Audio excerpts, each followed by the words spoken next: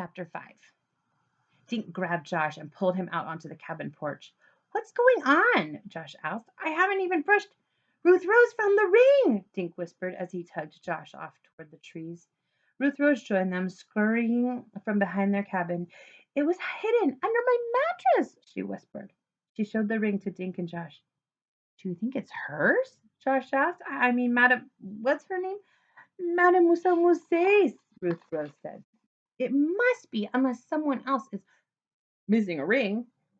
"How did you find it?" Dink asked. "My mattress was crooked," she said. "When I straightened it out, I felt the ring." "So someone hid it there?" Dink said. "But why?" "I hate to say it, but maybe one of my cabin mates stole the ring," Ruth Rose said. "And maybe they hid it in case Mademoiselle Musset decided to search the cabins." "If she did, she'd find the ring under your mattress and blame you for stealing it," Josh said. Ruth Rose nodded. "I know," she said. Josh chuckled. "At least we know Remote the goat didn't eat it," he said. "What should we do?" Ruth Rose asked. "And they have the ring."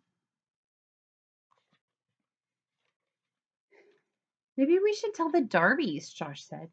"No, they'd just get all upset if they thought one of their campers was a thief," Ruth Rose said.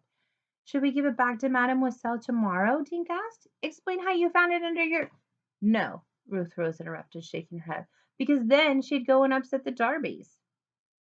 Just then Bessie, Angie, and Luke came strolling toward the cabins, laughing and whispering. Ruth Rose pulled Dink and Josh farther into the shadows. "I have an idea," she said. "Let's sneak into the lodge later and leave the ring where Mademoiselle Musset will be sure to find it in the morning." Both boys stared at her. "She'll just think she misplaced it," Ruth Rose went on. "I guess that is the best thing to do," Dink said. "How will we get in? The doors might be locked." "The kitchen door isn't," Josh said. "It doesn't lock. Remember how Mario told us the goat gets in?" "Okay, set your watch alarm," Ruth Rose told Dink.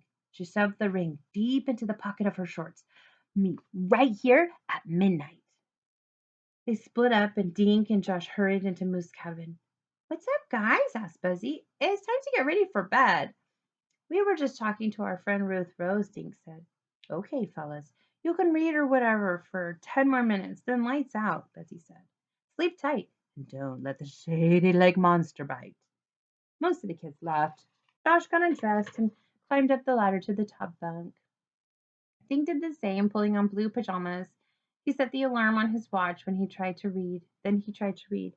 He was reading about bobcats, but all he could picture was someone hiding a stolen ring under Ruth Rose's mattress. Later, after the lights were out, he kept thinking about that ring. For some reason, he didn't believe one of the girls in Fox's cabin was the thief. Could it be Buzzy? In his mind, Dink kept seeing the Moose Cabin counselor on his knees next to Hunter's bed. Something very weird was going on in detective camp. Dink was dreaming. He was riding Remote the goat through the forest with Ronald the rooster on his shoulder. Ronald began to chirp in his ear, and Dink woke up. The chirping was his watch. He fumbled for the tiny button to shut the alarm off. Midnight. Sitting up, Dink listened to the cabin noises. He heard a lot of soft breathing and a couple of deeper snores from Buzzy's bed. Dink reached one leg up and kicked the top bunk to wake Josh. A moment later, Josh climbed down his ladder and stood next to Dink's bed. Dink put a finger to his lips, and the two boys slipped out of the cabin.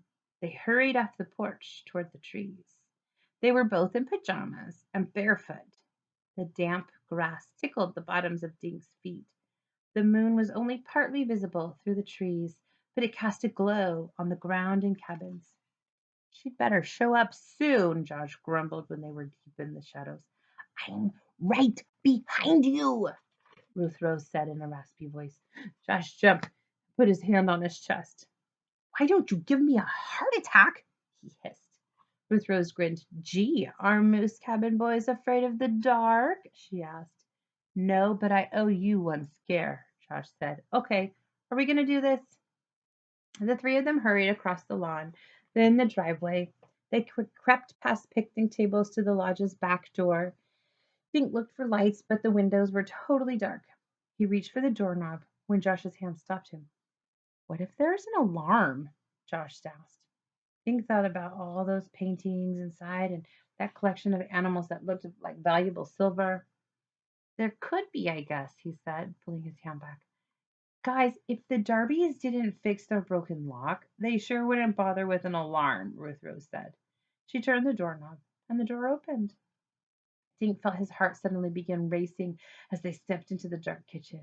He crossed his fingers, hoping the Darbies were sound sleepers.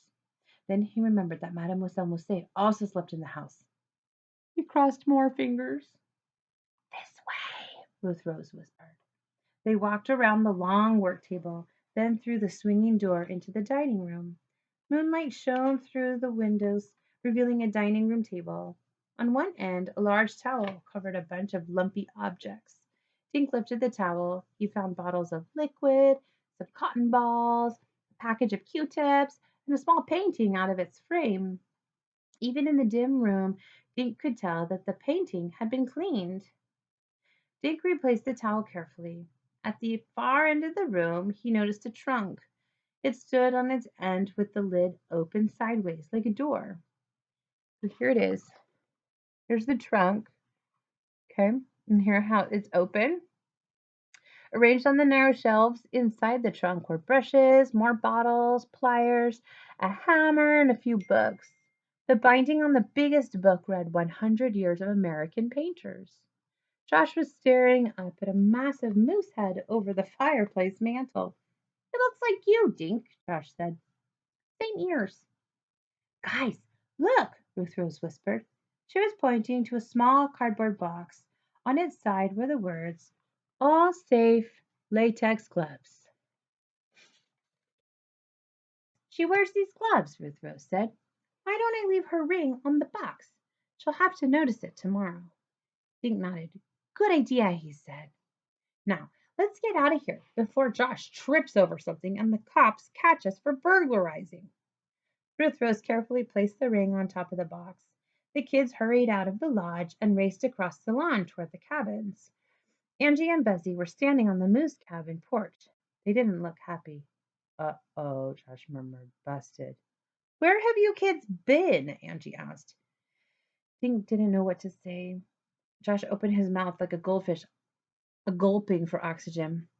I found Mademoiselle's ring, Ruth Rose finally admitted. We were just returning it. I left it on her work table. Both of the counselors stared at her. I found the ring under my mattress, Ruth Rose went on. Dink and Josh and I didn't know what else to do, so we brought it to the dining room. The ring was under your mattress? Angie said. Ruth Rose nodded. I don't know how it got there, honest. You should have told one of us, Buzzy said.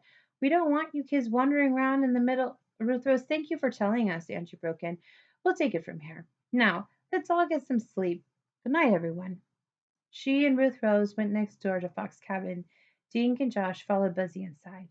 No more midnight rambles, guys, Buzzy whispered as he slid under his covers. Dink crawled into his sleeping bag. As he was pulling it up to his chin, the moonlight fell on one of his pajama sleeves. He noticed something yellow on the cuff. It looked like a paint smudge. Dink touched the smudge and some of the yellow came off on his finger. It definitely looked like paint, and it was still sticky. Where had he rubbed against wet paint? Then he remembered the painting on the table in the lodge dining room. Oh no, he muttered to himself as he closed his eyes. He hoped he hadn't damaged the painting. As he fell asleep, he pictured himself being sued for $1 million for ruining a masterpiece.